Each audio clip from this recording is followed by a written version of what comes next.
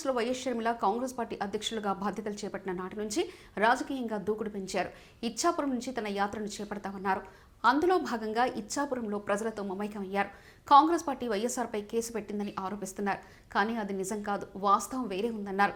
సోనియా గాంధీ రాజశేఖర రెడ్డిని ఎంతగానో గౌరవిస్తుందో ఆమెను కలిసినప్పుడు నాకు అర్థమైందన్నారు. రాజీవ్ గాంధీ చనిపోయాక ఆయన పేరు కూడా సిబిఐ లిస్టులో చేర్చారన్నారు.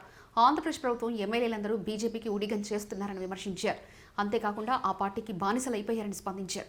ఏపీ ప్రజలను కూడా ఆ పార్టీకి బానిసలు చేయాలని చూస్తున్నట్లు వివరించారు.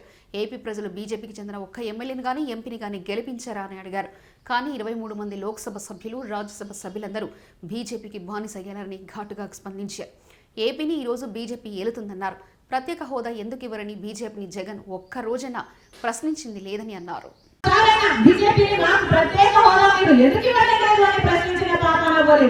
ప్రతిపక్షంలో ఉన్నప్పుడు ఇదే జగన్ గారు మాట్లాడిన మాట, అసలు బీజేపీ పార్టీ ఎలా మనకు స్పెషల్ స్టేటస్ ఇవ్వదో చూస్తాను అని మీరు ఎంపీలుగా తీయండి, వాళ్ళ మెడలు వచ్చైనా సరే స్పెషల్ స్టేటస్ తీసుకొస్తానన్నాడు. మరి ఏమైంది జగన్ గారు అని అడుగుతున్నా. సమాధానం చెప్పాల్సిన అవసరం ఉంది. రాజశేఖర రెడ్డి గారి బిడ్డగా చెప్తున్నా, రాహుల్ గాంధీ గారు మొట్టమొదటి సంతకమే ఆంధ్రప్రదేశ్ లోని ప్రత్యేక హోదా కోసం పెట్టాలన్నాడు. ప్రధానమంత్రి అయిన తర్వాత ఆయన మనసులో ఎంత బలంగా ఆంధ్రప్రదేశ్ కు స్పెషల్ స్టేటస్ రావాలి అన్న కోరిక లేకపోతే మొట్టమొదటి సంతకం పెట్టానంటాడు. ఆలోచన చేయండి. నిజానికి ఆంధ్రప్రదేశ్ రాష్ట్ర మేలు కోరుకుంటున్నది ఏకైక పార్టీ కాంగ్రెస్ పార్టీ. రాజశేఖర రెడ్డి గారి ఆఖరి కోరిక కూడా ఆ రాహుల్ గాంధీ గారిని ప్రధానమంత్రిని చేయాలి అని. మనసు పెట్టి ఆలోచన చేయండి.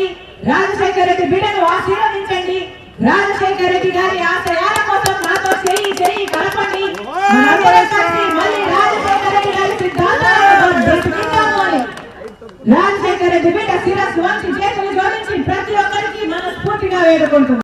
ప్రజలు ఒక్క ఎమ్మెల్యేను కూడా గెలిపించలేదు బీజేపీ పార్టీ నుంచి. కానీ ఈ రోజు ప్రభుత్వంలో ఉన్న అందరు ఎమ్మెల్యేలు, ప్రభుత్వం సైతం, ముఖ్యమంత్రి గారు సైతం బీజేపీ పార్టీకి ఊడిగలు చేస్తున్నారు. బీజేపీ పార్టీకి బానిసలైపోయారు.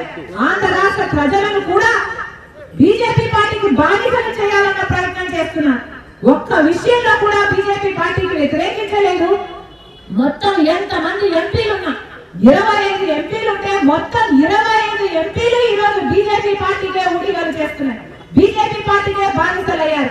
ఆలోచన చేయండి. ఆంధ్ర రాష్ట్ర ప్రజలు కనీసం ఒక్క ఎంపీనైనా బీజేపీ పార్టీ నుంచి గెలిపించారా? అలాంటివి ఈ రోజు 25 మంది ఎంపీలు, ఇంకొక 6 మంది రాజ్యసభ ఎంపీలు, మొత్తము అందరూ బీజేపీ పార్టీకే బానిసలయ్యారు కదా. ఆంధ్ర రాష్ట్ర ప్రజలు తృణీకరించిన బీజేపీ పార్టీని ఈ రోజు బీజేపీ పార్టీ ఆంధ్ర రాష్ట్రాన్ని ఏలేస్తుంది. ఆంధ్ర రాష్ట్రం ఈ రోజు బీజేపీ పార్టీ వశమైపోయింది, కైవసం అయిపోయింది. వాస్తవం కాదా? ఆంధ్ర రాష్ట్ర ప్రజలు ఒక్క ఓటు వేయకపోయినా బీజేపీకి ఈ రోజు బీజేపీ రాజ్యం వెళ్తుంది ఆంధ్ర రాష్ట్రాన్ని. అందుకే రాజశేఖర రెడ్డి సిద్ధాంతాల కోసం నిలబడింది రాజశేఖర రెడ్డి బిడ్డ. బీజేపీ పార్టీ 10 సంవత్సరాలు అవుతున్నా కూడా ఆంధ్ర రాష్ట్రానికి ప్రత్యేక హోదా 15 సంవత్సరాలు ఇస్తామని చెప్పి కూడా ఈ రోజు అసలు మూసే ఎక్కడం లేదు. ఇక్కడ ప్రజలు గెలిపించిన